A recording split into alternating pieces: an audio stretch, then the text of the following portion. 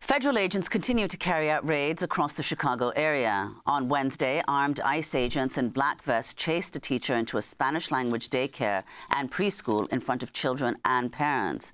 In video of the incident, the teacher can be heard screaming as the agents dragged her out of the school.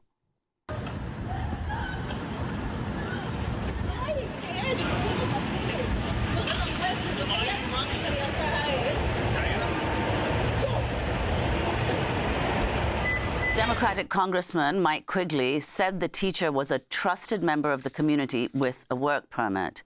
Chicago Alderman Matt Martin denounced the ICE raid, saying, quote, "If they can do this at a daycare where children are, where will they not go?"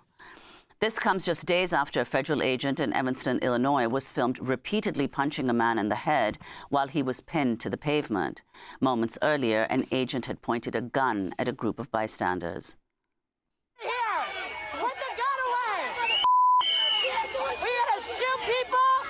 Evanston's mayor, Daniel Biss, has launched 2 investigations into the actions of the federal agents. Biss has harshly criticized Trump's immigration crackdown and has taken part in protests outside the Broadview ICE jail. On Wednesday, a federal judge ordered improvements at Broadview after reports of inhumane conditions. During a protest outside the ICE jail in Broadview in September, Biss was hit by tear gas. Biss joins us now from Evanston, where he served as mayor since 2021. He's now running for Congress to fill the seat held by Democratic Congressmember Jen Schakowsky, who's retiring. Mayor Biss, thanks so much for being with us. Why don't we start off? I mean, there are so many stories right now in Chicago, but you're the mayor of Evanston. Talk about the 2 investigations that you've launched.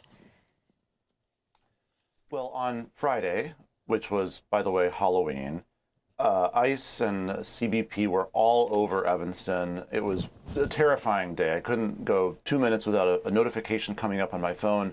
They're at this corner, they're at this corner, they're grabbing this landscaper and so forth. And they were doing what they usually do these days, which is drive around town looking for someone working on a lawn whose skin is not white and grab that person and abduct them. And so the rapid responders were out in force, and there was a lot of activity, and I was driving around trying to do what I could. And then in the early afternoon, the following thing happened. The vehicle, which was driven by a CBP agent, for whatever that's worth, that had been driving around the region and was being followed by residents, which is what happens all the time because our community is rising up against this invasion. They decided they don't want scrutiny, they don't want to be followed, they don't want to be observed, they don't want to be videotaped, and most of all, they don't want to be criticized. They appear to have acted deliberately to cause an accident. They jammed on the brakes right after going through an intersection and to force the car following them to rear-end them, which of course created a scene, and there were people who gathered, who were watching, and who were yelling at them and blowing their whistles and screaming. And then they appear to have just started beating people up for no reason. And folks may have seen these videos that have gotten a lot of attention, including one where they've got this young man on the ground and his head is on the asphalt and they're literally punching him in the head.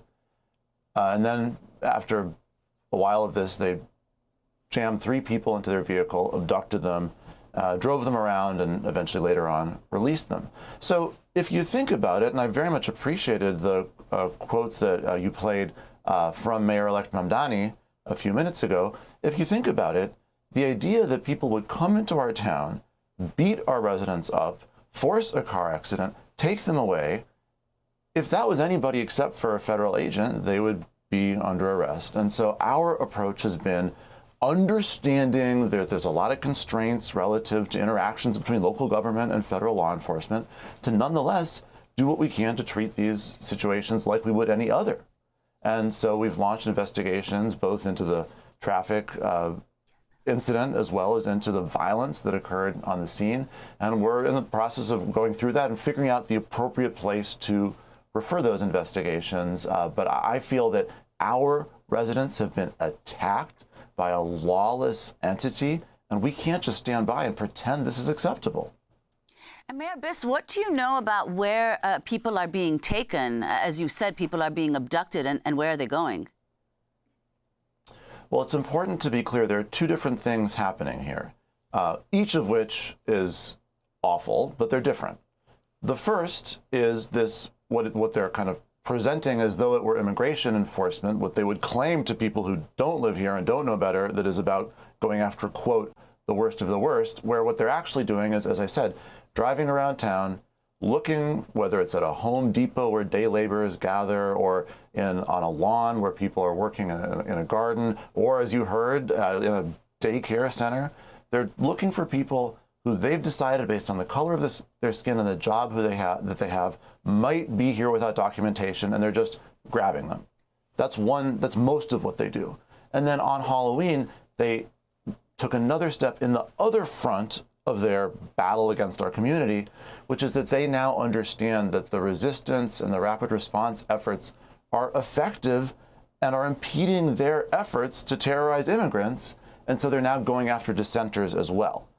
So the first category, people who they are claiming are here without documentation, I think are typically taken to the Broadview Center, and then ultimately, many are, of course, are deported. Some are eventually released. Some have some semblance of due process. Some seem not to. Those who they're going after not for immigration-related reasons, but rather essentially for being dissenters, seem, at least on Friday, on Halloween, those three individuals were driven downtown Chicago to the FBI. They were brought in. One of them, at least, was handcuffed to a bar. And then after a while, they were released without charges, without any formal arrest, and just sent off on their way. Well, we'll ask Mayor Biss about the Broadview ICE facility that you mentioned. But first, we want to turn to one of the 3 U.S. citizens detained during the violent immigration raid in Evanston on Halloween. This is Jennifer Moriarty. We were all taken to the FBI facility down on Roosevelt and kept there for a while and then released. We were never arrested. We were never charged. There's no paperwork involved in any of this. It was surreal and absolute. And the young man who was in the car, who was injured, repeatedly requested medical attention, and they refused to provide any type of medical attention to him. So, Mayor Biss, Jennifer Moriarty was in conversation with you. We don't hear your voice there. So if you could talk about what she told you and how representative her experience is.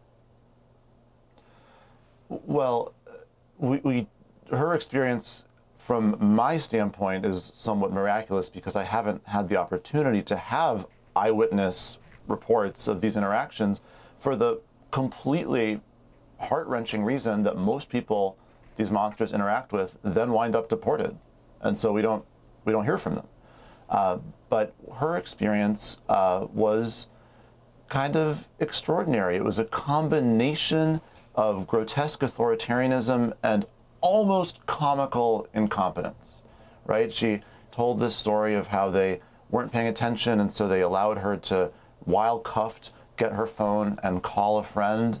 And just leave the phone running so that her friend was able to record what was going on inside the van.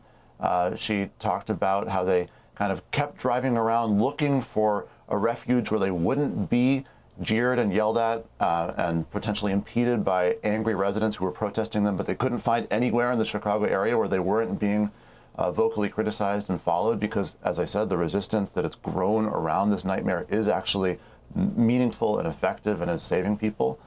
But most of all, she said there was no professionalism, no clarity, no indication of why she was taken. They violently took her from the street where she lives, handcuffed her, drove her around town, brought her to the FBI, and then released her hours later, claiming that she was never under arrest. She was just, having her freedoms and liberties taken essentially on a whim by angry agents who didn't like the fact that she was there on the scene criticizing them. Mayor, we're going to end with this clip of President Trump. He was speaking on 60 Minutes to CBS's Norah O'Donnell, who questioned him about federal immigration agents using violent tactics.